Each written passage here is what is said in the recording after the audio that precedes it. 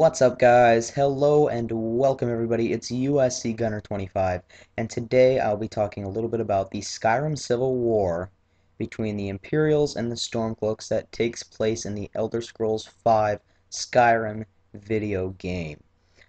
Now, before I tell you what I really did when I came to this, I want to say a few things first. That I'm sure you guys have seen videos like this before, and obviously, if you are looking up Stormcloaks versus Imperials, Stormcloaks versus Imperials information, Skyrim Civil War, what side should I choose, anything like that.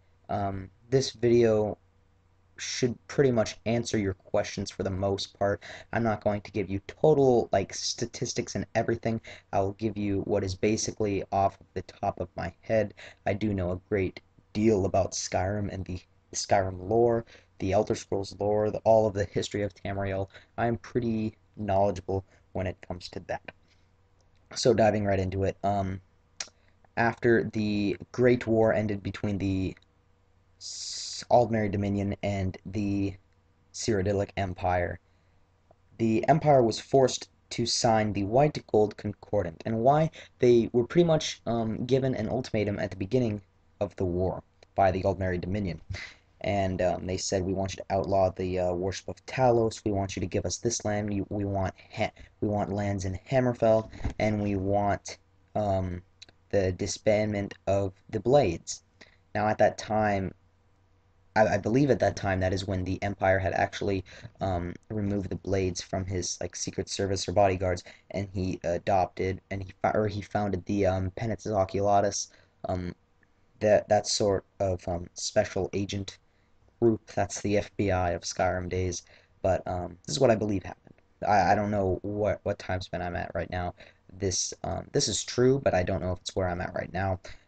So the Blades were they were also in Valenwood and the Somerset Isles, where the Aldmeri Dominion is, and they wanted the disbandment of it. And Emperor Titus Me II said no, because obviously it didn't favor the Imperials at all. So the Aldmeri Dominion ambassador that had come to the Imperial city to give the ultimatum, he then knocked over a cart that he brought with him, and it dumped out hundreds and hundreds of all of the heads of the Blades agents from the Somerset Isles and Valenwood, and they had all been executed. They were dead, obviously, because it was just their heads.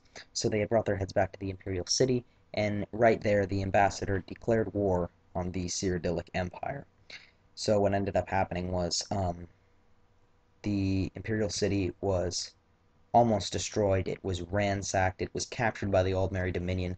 The Emperor himself fled the city, and eventually, several years later, when the Imperials were almost completely defeated, they received reinforcements from Skyrim, and then they came in and they actually wiped out the entire Aldmeri army in all of Cyrodiil. They killed all of them. They wiped them all out.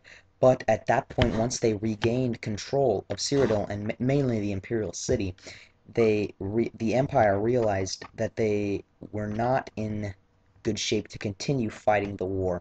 And even though the Aldmeri Dominion, the Aldmeri army in the Imperial city and in Cyrodiil had been defeated, they could easily get more reinforcements from Valenwood and the Somerset Isles and even elsewhere.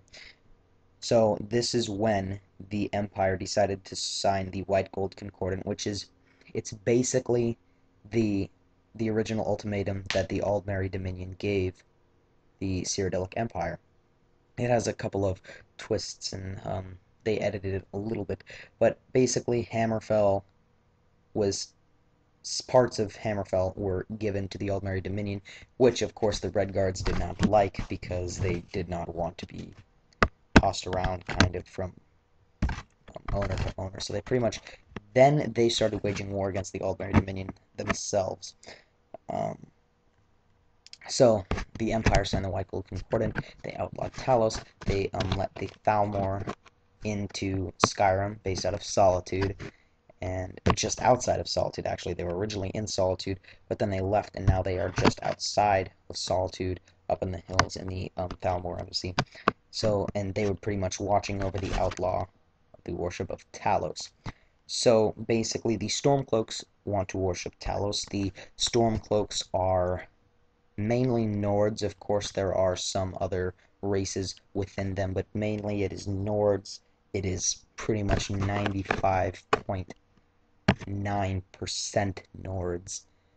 Because, of course, the leader of the Stormcloaks, Ulfric Stormcloak, the Jarl of Windhelm, is fighting for the Nords. So, after the Markarth incident, he ended up sending soldiers to Markarth to help regain the city um, and force the Forsworn out. And um, he sent an army so that Markarth would be allowed, so that the citizens of Markarth would be allowed to worship Talos. And then he went back to Windhelm, and as Jarl, he ended up going and challenging High King Torrig of Solitude, who was a Nord. I want to point out he was a Nord, but he also was an Imperial by um, politically he was an Imperial. He was the High King of Skyrim, but race-wise he was a Nord, and he challenged him to a duel in the Nordic fashion. And right there is when Jarl Ulfric Stormcloaks shouted him. The Imperials say that he shouted him to pieces, which actually is not entirely true. He shouted him, he basically killed him right there, but then of course he went up and he finished the job by cutting off King Torrig's head. So, such as all the blades back in the Imperial city. But right there, then Rogvir in Solitude opened the gate for him, and Jarl Ulfric was able to escape. Then he goes back, and Ulfric is considered a hero.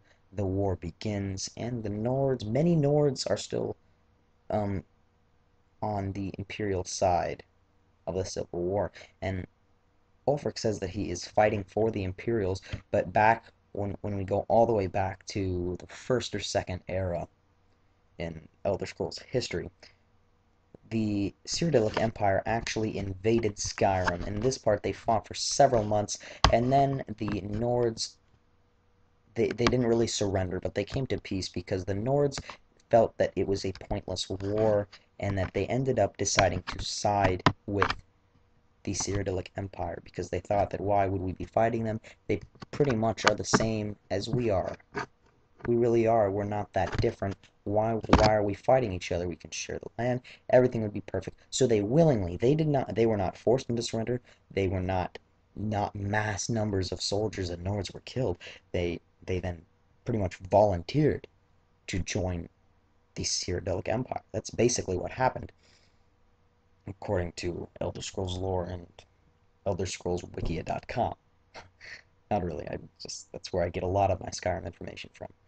And but Ulfric says that he's trying to give Skyrim back to the Nords, and that he's doing it for all, and he only wants peace, and he wants justice, and he is trying not to be racist or something. But really, Ulfric, that's all he's being. He's being racist because he says that he's fighting for all. He's trying to get Skyrim back to the way it used to be many, many years ago. And he wants peace, and he wants quiet, and he wants justice. But then he is also being blatantly racist toward every other race except the Nords. Now, me as USC Gunner 25, in my first character, I myself was a Nord, but when the Civil War questline came to my attention, I always knew it was there. When it came to my attention that I actually wanted to fight it at the time, I did end up joining the Imperials. This is why. The Imperials are really the only people keeping the Aldmeri Dominion out of Skyrim. If the Cyrodiilic Empire did not sign the White-Gold Concordat, the Empire of Cyrodiil would have been completely wiped out by the Aldmeri Dominion, which eventually would have led to the expansion of the Aldmeri Dominion and would have made more of an Aldmeri Empire, and they would have come into Skyrim and completely wiped out Skyrim. So even though that they outlawed the worship of Talos, and they signed the White-Gold Concordat, they gave a piece of Hammerfell away, they really are protecting the Nords themselves. I was a Nord. I feel strongly for the Nords. I respect the Stormcloaks. I do not respect Ulfric Stormcloak. It's a video game, though. But I do not respect Ulfric Stormcloak. I feel like he's being racist, especially to the Dark Elves. And I don't think that because his city is highly populated, and almost his entire city is Nords and Dark Elves from Morrowind. And him and his people are very racist to them. They want the city to themselves. They want Skyrim to themselves. Nobody else is allowed in Skyrim except for the Nords, which really doesn't make sense. But if you were to fight for the Stormcloaks and you do win the war, Ulfric Stormcloak will then go and say that he will take his fight, he will take his army, and he will fight in the Somerset Isles. He will invade the Somerset Isles and defeat the Eldmeri Dominion, which honestly, if he wants peace and quiet, I don't think this is the way to go. I think if he wants peace and quiet and he wants Skyrim to himself and that's all he wants, he just wants Skyrim for the Nords, I think it's really, really stupid that he would want to take his armies to the Somerset Isles because, first of all, you're just going to anger somebody. You just want to defend. After you get that far and defeat the Empire and drive them out, I think you just want to defend. And you want peace and quiet, go have peace and quiet. You're not making it peaceful and quiet, if you ask me. So basically, that's where I stand. I stand for the Imperials. I respect the Imperials. Um, Once I get my game capture up and running, I promise I will have some Skyrim Let's Plays up soon. I will also be covering um, some Call of Duty. I'll be covering Minecraft. I'll be covering the new NHL game. I'll be covering a lot of stuff. Many of them are things that are with the things that I play really will give you a taste of who I am. But I'll be doing a lot of Skyrims. I'll be doing a lot of Let's Plays. But back when I first made my character, I actually made a backstory for him. So I had him from Riverwood, and the first city I went to was Whiterun. Now, at the beginning of the game, Whiterun, um, they are neutral. They're right in the middle of the Civil War. They're just freaking surrounded by freaking war and chaos, and the Jarls is pretty much like freaking war, man. Freaking dragons. We're freaking screwed. We're screwed. Everybody's gonna die. It's his basic. It's what he's thinking. He's not saying it, but I'd be thinking that if I was the Jarl of Whiterun.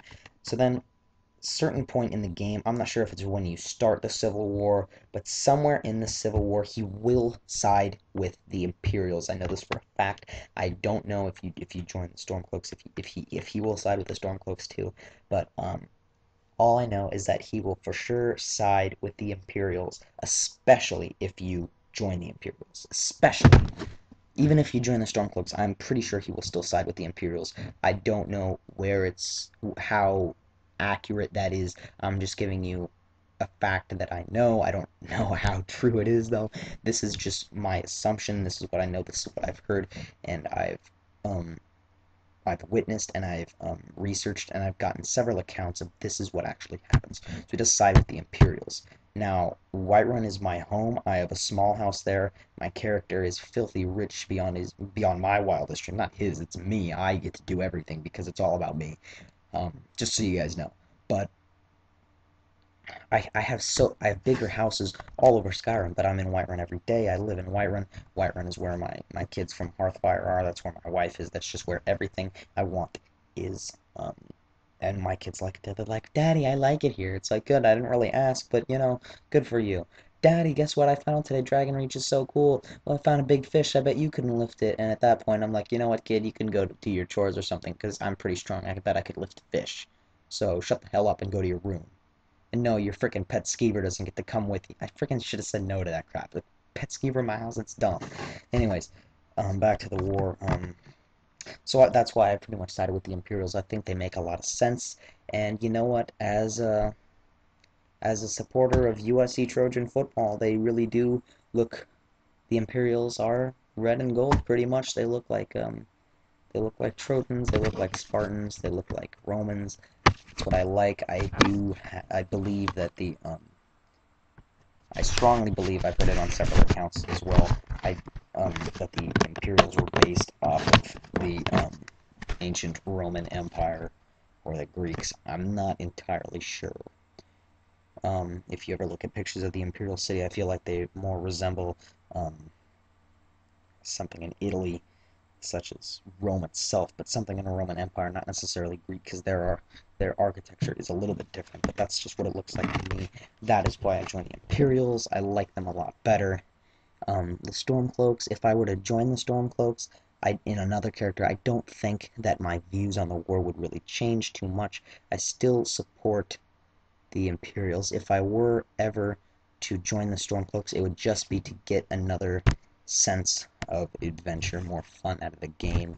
But honestly, I really do enjoy fighting for the Imperials.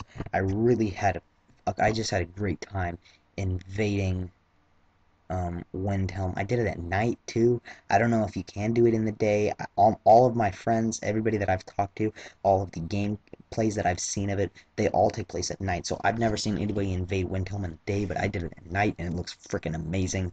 And I think it just looks really cool. The Whiterun attack was also at night. I just think that's amazing. I defended the whole city, defended my family. I beat the Stormcloaks in that in like literally a minute and a half. That was amazing. I had so much fun. But I think either way you go, this is a really, really, really fun quest line. Whatever you choose, I'm sure you've already done it, but you're just looking for more input. But really, I really did enjoy the quest line. Whichever way you go, I have started the Stormcloak quest line with another character, never finished it because I don't know what happened, but I can't find it. I'm pretty sure I saved it. I'm like a 99.99999 times 400% sure that I saved it, but I can't find it. So obviously I haven't completed that quest line then. I've created another character. I'm going to join the Imperials on that one because I kind of want to play it a little bit differently. I'm going to play him as a mage. So really, this is all up to you. I know this might not have been the video type that you were looking for. I really do hope this helped, and I hope you have a fun time playing the Civil War questline in the Elder Scrolls V Skyrim. So thank you so much for watching. Stay tuned for more videos. Stay tuned for some gameplays, more Skyrim videos, Call of Duty, anything you guys are up for. Leave a comment below. Tell me what you guys think of the Stormcloaks and the Imperials. And I hope you guys enjoyed the video. Like it, favorite it, subscribe, whatever you want to do. I'm USC Gunner 25, and I'll see you guys later.